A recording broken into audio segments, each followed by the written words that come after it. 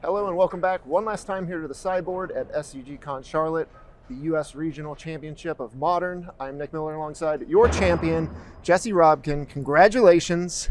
Thank you. A longtime stalwart of the Breach deck, Yes. way before Opal was in the format.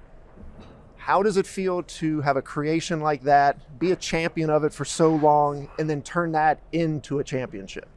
Oh God, I don't even know, honestly.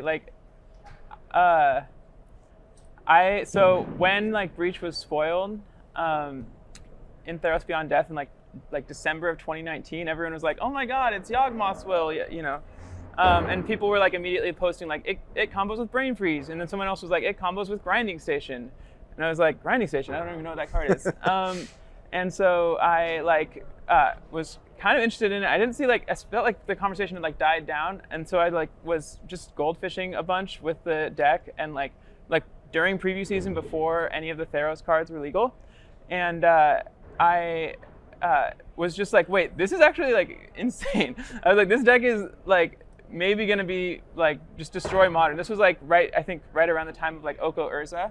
And I was like, this deck is going to be the next best deck in Modern, and I was getting so excited about the idea of getting to it didn't seem like anyone was really talking about it, so I was like, okay, I could show up to a tournament with this. Nobody really knew who I was at the time, and I could just show up and just win, and suddenly this deck is on the map, and then Mox Opal was banned 4 days before Breach was legal, and I was like, no, which was the right call, I think.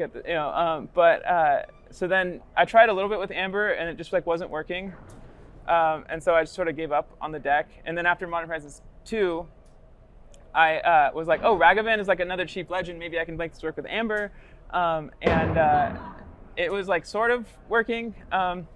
Different proponents of Breach will tell you that the deck was maybe better than it was. It was only okay, I would say. Sure. But it was really fun to play. I loved it. I played it all the time. And then, yeah, when Mox Opal was unbanned, the very first thought I had was, oh, Breach is going to be the best deck in Modern. And now here we are. And it certainly is the best deck in the format. 6 of the 8 top 8 here, a bunch in Portland. Yeah.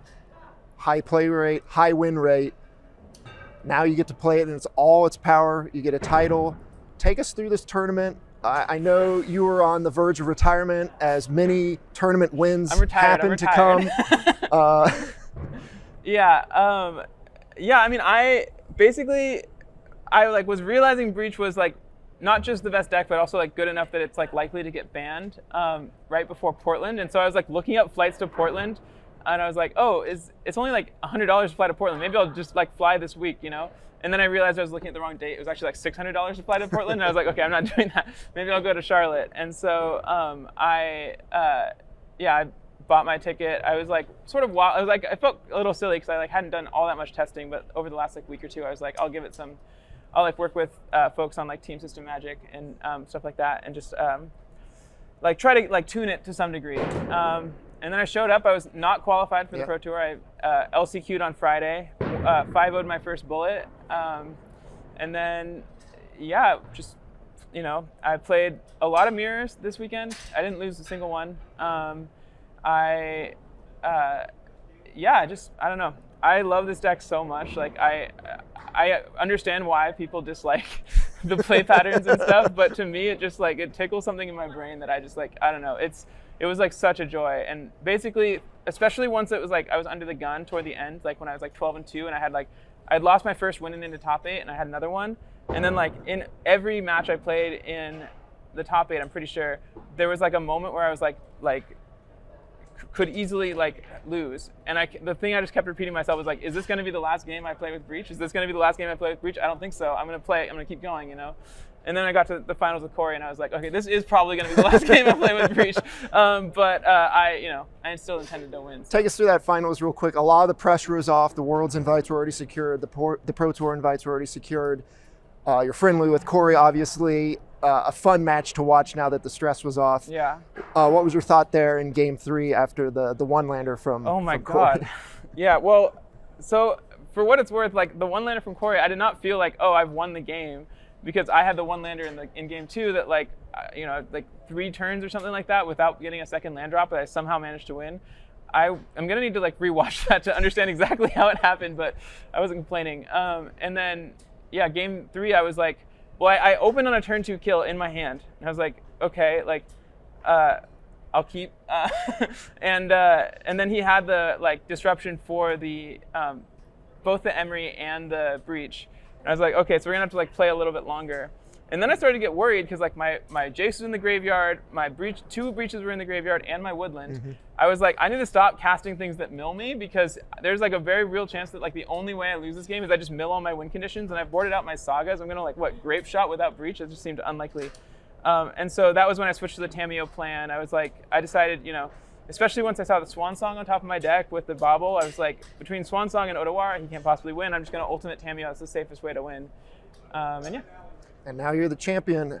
To close us out here, do you have any shout outs? You've got quite a few supporters that were vocal and in the area today. So I mean, I want to shout out all of my truly just like amazing friends. I don't know. It's the support that you guys have shown throughout this whole weekend. It's just been extremely touching, and I've been trying. I've been trying to like tunnel vision, so that I have a tendency to like sort of get distracted and then not like sort of the wheels fall off. And I really didn't want that to happen this time. But the amount of people like Zoe, who every time anything that mattered happened, we like hugged afterward. It was so beautiful.